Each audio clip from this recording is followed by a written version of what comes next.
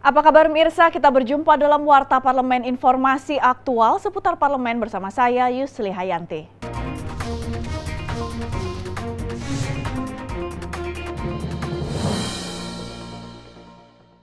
Menanggapi maraknya isu tentang penculikan anak akhir-akhir ini, Komisi 8 DPR RI meminta pemerintah hadir untuk memberikan perlindungan dan kenyamanan bagi masyarakat.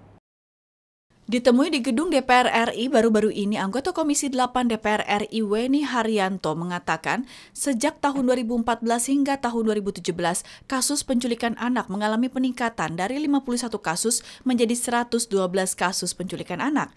Dirinya menjelaskan motif dari para pelaku penculikan saat ini sudah beragam dan terbilang baru, di mana para pelaku berpura-pura menjadi orang yang tidak waras ataupun seorang pengemis untuk mengelabui anak-anak dan masyarakat sekitar. Weni menilai pemberitaan mengenai meningkatnya kasus penculikan anak yang beredar luas di masyarakat telah membuat resah para orang tua.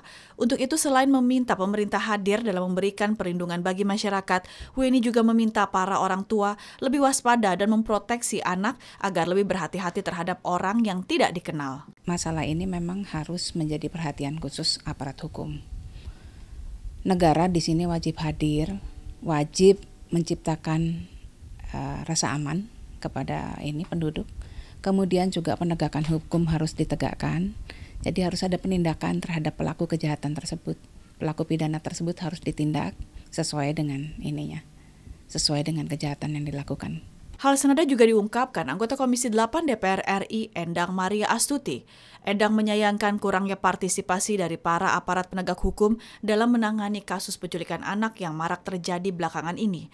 Untuk itu dirinya meminta pemerintah melalui aparat penegak hukum dapat tegas menuntaskan kasus penculikan anak sehingga tidak terjadi kembali di Indonesia.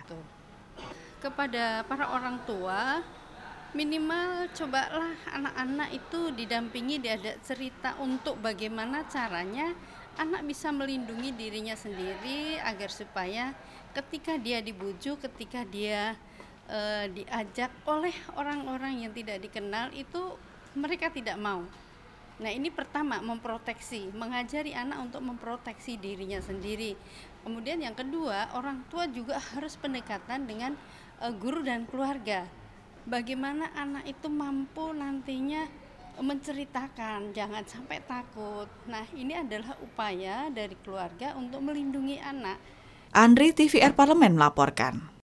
Wakil Ketua DPR RI Fahri Hamzah mendorong generasi muda menjalankan nilai-nilai Pancasila dalam kehidupan sehari-hari demi membangun rasa nasionalisme dan cinta tanah air yang dinilai telah luntur dalam kehidupan berbangsa dan bernegara.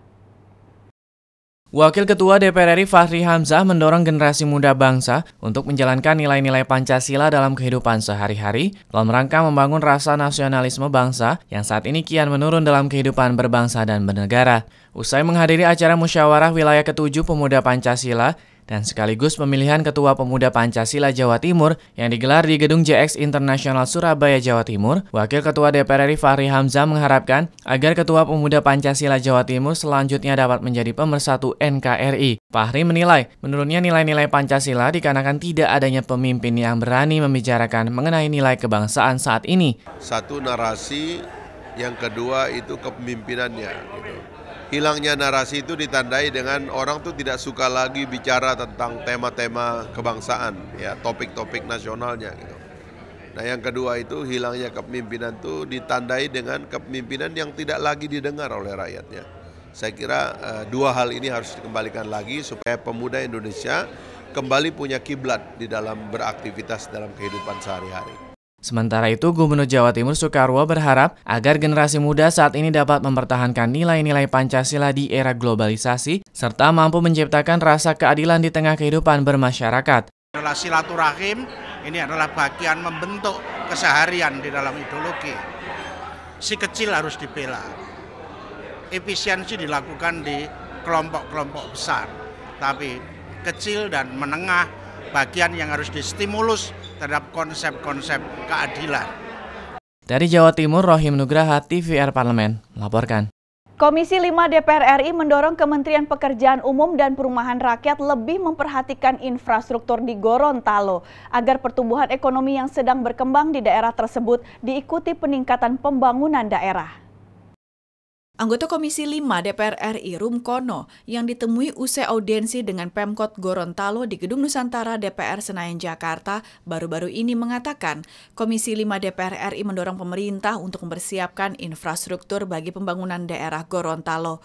Rumkono juga meminta pemerintah pusat dan pemerintah daerah berkoordinasi untuk mengatasi berbagai permasalahan infrastruktur seperti jalan raya, jembatan, dan saluran air di daerah Gorontalo. Sehingga dengan adanya perbaikan infrastruktur, diharapkan dapat juga meningkatkan perekonomian dan pariwisata di daerah Gorontalo. Tim perkotaan sekarang, jadi saya kira kita berharap pemerintah mendukung penuh daripada proposal Pak Wali Kota ini, karena mengingat laju pertumbuhan daripada Provinsi Gorontalo semakin berkembang terus, sedangkan pembangunannya semakin tertinggal, sehingga menimbulkan kekumuhan dan juga tertinggal dari bermasalah-masalah sanitair. Kemudian yang kedua masalah daya tampung air yang debitnya begitu besar.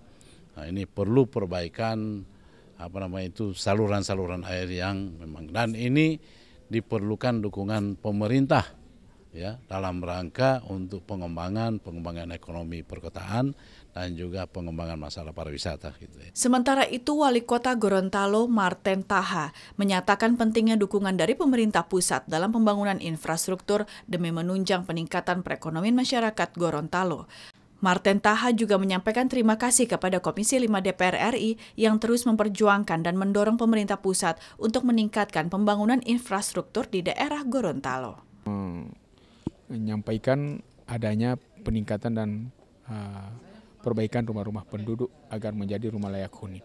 Di bidang pengairan juga akibat meluapnya atau debit air makin tinggi sehingga mengakibatkan drainase tidak mampu lagi untuk menampung air sehingga terjadi genangan-genangan di mana-mana. Sehingga penataan drainase dan saluran dalam kota juga kami usulkan.